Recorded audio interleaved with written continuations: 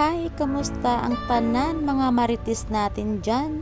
Kamusta ang pagmarites nyo sa kapitbahay?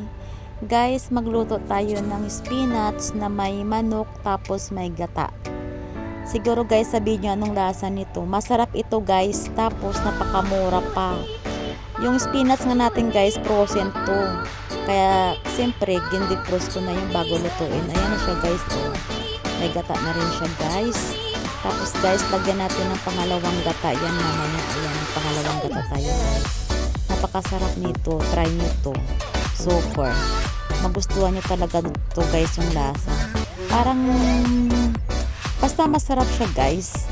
Ito lagyan natin ng pangalawang gata para na dun sa pagluluto na talaga.